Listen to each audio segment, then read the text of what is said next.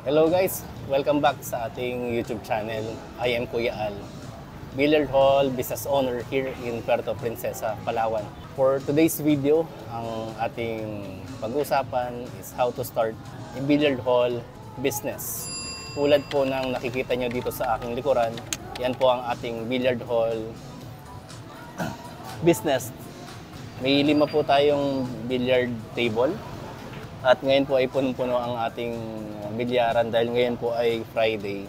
So isa ho to sa peak day ng billiard hall kung saan laging maraming tao pag ganitong araw. May 5 akong babagantin na dapat yung i-consider when starting a billiard hall business. Bakit nga ba bilyaran? Kasi may pera rin po dito sa sport na ito.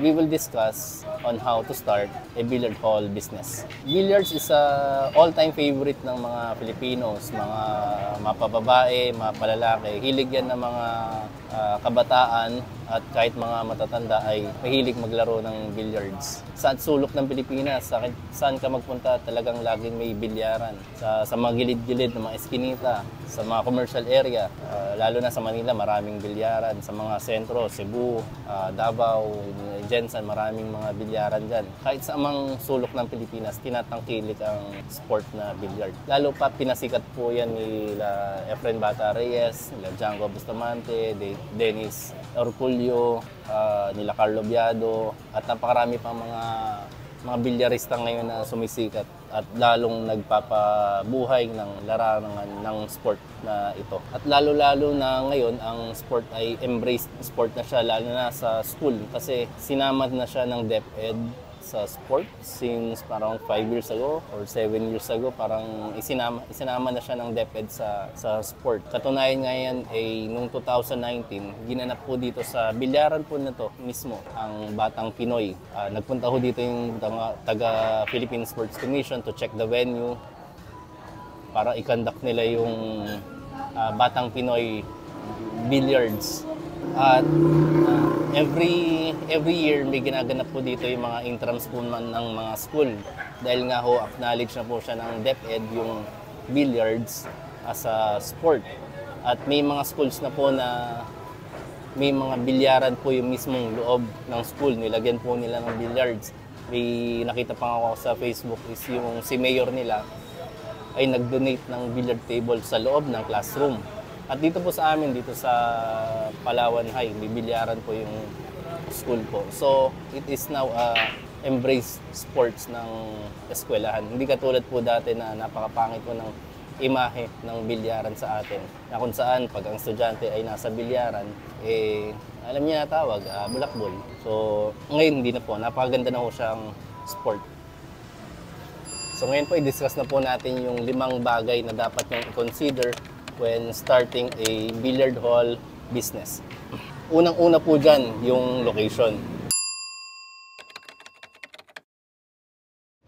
Maganda pong paglagyan ng bilyaran ang mga terminal. Terminal ng bus, terminal ng jeep, terminal ng tricycle, taxi, terminal ng bangka o barko. Bakit? Kasi yung mga tao dyan naghihintay. So maraming oras sila na ng paghihintay, they'd rather libangin muna ang sarili nila habang nasa terminal. Isa rin sa magandang paglagyan is yung mga offices. Malapit ka sa mga call centers, malapit ka sa mga tourist spot, tourist area. Yung mga gimikan yan, magandang pwedeng paglagyan ng billiard hall. At isa rin sa magandang paglagyan, ang school, kung malapit ka sa school. But you have to consider yung layo mo sa gate ng school. Kasi dito po sa amin, yung isa kong bilyaran ay 300 meters away from the school. Kaya pinayagan ako ng barangay at ng city hall, pinayagan kami dahil may distance from the school. So, isa sa magandang paglagyan ang school. Pero kailangan nyo pong alamin sa barangay ninyo, ang papayagan kayo, depende ho sa allowed distance from the gate ng eskwelahan. Isa sa magandang paglagyan mismo rin ay ang inyong sariling bahay o sarili nyong bakuran. Yan, marami niyang gumagawa ako dito na naglalagay sila ng isa o dalawang table sa kanilang bakuran at parerentahan nila sa mga kapitbahay nila yung table.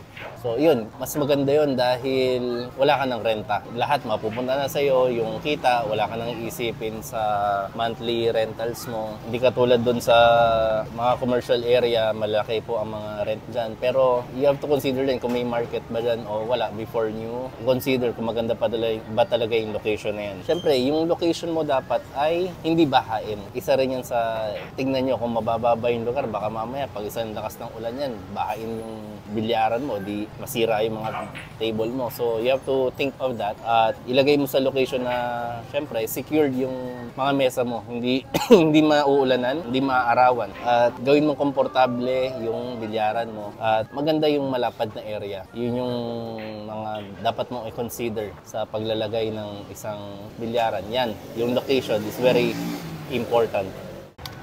Pangalawa sa dapat mong i-consider ay yung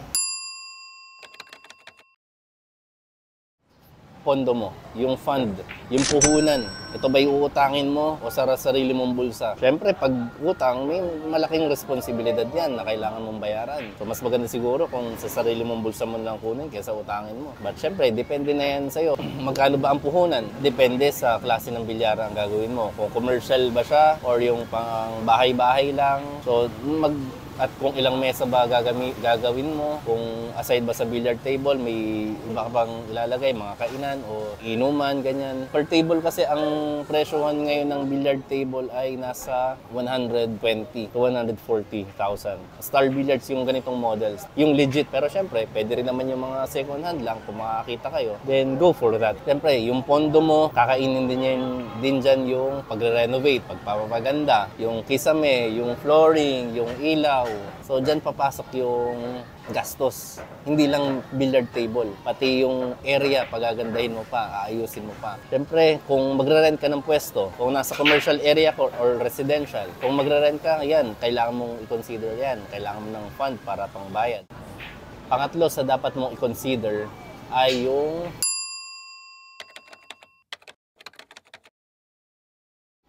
target market mo. Sino ba yung gusto mo maging customer?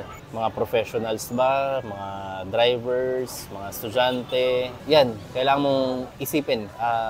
Kuha ka mo ng feasibility study kung may foot traffic ba sa paglalagyan mo, kung pupuntahan ba talaga ng mga tao yan. Dadayuhin ka ba talaga? Yan ang bubuhay sa'yo sa negosyo, yung market mo. Kung sino ba talaga yung gusto mong maging kliyente. O sino yung mga gusto mong maging players. O yung iba, punta, sugal. Pero syempre, bawal yun. Marami ng bilyara ng mga na-raid dahil sa matinding pagsusugal.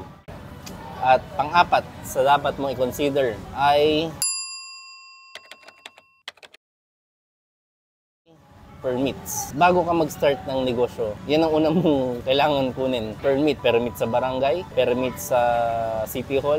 Kung papayagan ka ba nila, kumpletuhin muna yung papel mo. Baka kasi magsimula ka muna ng negosyo, magtayo ka muna ng bilyaran, tapos pinagre-reklamo ka ng mga kapitbahay mo, mapapasara ka. So dapat unahin mo munang i-secure yung business permits mo.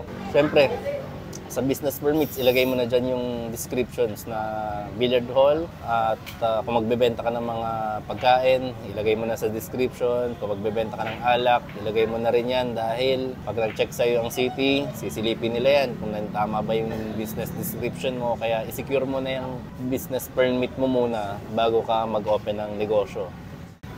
So, yan yung apat na nabanggit ko. Unang-una, location. Pangalawa, yung pondo mo. Pangatlo, yung target market. Pang-apat, yung permit. Bago ko banggitin yung panglima, please like and subscribe sa ating YouTube channel, Kudos Billiards, para updated kayo sa ating mga topics about billiards. Panglima, pinaka-importante rin is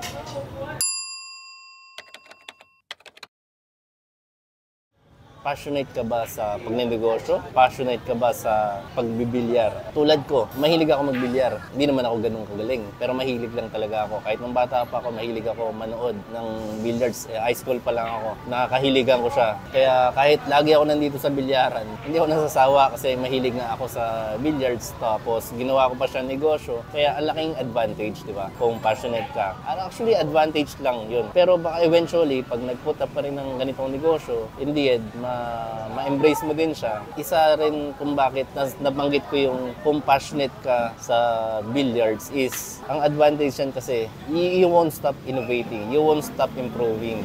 Gusto mo laging pagandahin yung pwesto mo, gusto mo laging buhay yung bilyaran mo. 5 years from now, yung itsura ng bilyaran mo, nag-i-improve. Hindi katulad pag hindi ka passionate kasi hindi mo na iisipin na pagandahin yung negosyo mo, palakihin. So, pag may nagtayong ibang bilyaran, na mas maganda, lilipat agad yan doon sa kabilang bilyaran. Pero kung ikaw, passionate ka na negosyante at bilyarista, kahit may magtayo pa na kalaban mo na negosyo, hindi agad yan basta lilipat. Pipiliin pa rin nila yung bilyaran mo kasi patuloy mo ini-improve yung negosyo mo. Patuloy mong pinapaganda, patuloy mong palagi ka nagpapa-tournament, lagi ka nagpapalit ng tapete, yung mga tako mo magaganda. Yun ang advantage kung passionate ka. So yung pang-5 na yan, kung hilig mo rin ba talaga ang pagbibilyar at gusto mo rin magnegosyo para hindi ka mapag-iiwanan kung sakaling na may dumating na kakompetensya. Pipiliin ka pa rin kahit may dumating na bagong bilyaran dahil ganyan ang negosyo. May competition. Talagang hindi mawawala yan. That is the nature of business. Ang advice ko sa gustong mag-start ng billiard hall business ay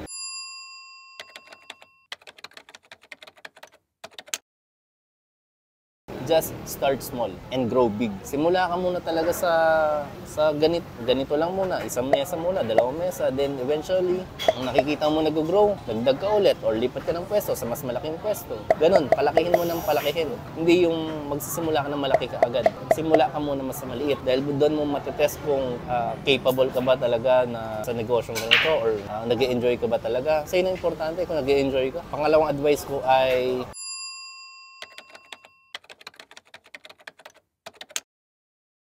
as advice sa mga katulad ko, pwede nyong i-comment or i-type dyan sa comment section kung ano yung mga gusto nyong itanong when it comes to billiard hall business operation. Paano magpatakbo ng negosyo ng bilyaran. Yung negosyo ng bilyaran pala ay commercial, nasa commercial area. So, ang rate namin dito per oras, hindi siya yung per game. So, isa rin sa pinaka-importanting advice na mabibigay ko sa inyo,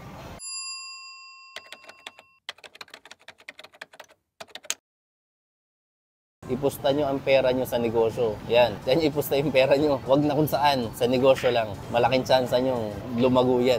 Please watch my YouTube channel kasi mag-upload pa ako ng mga ganitong topic patungkol sa pagnenegosyo ng bilyaran. I-share ko yung experience ko, i-share ko yung mga pinagdadaanan namin dito sa Kudos Billiard Hall.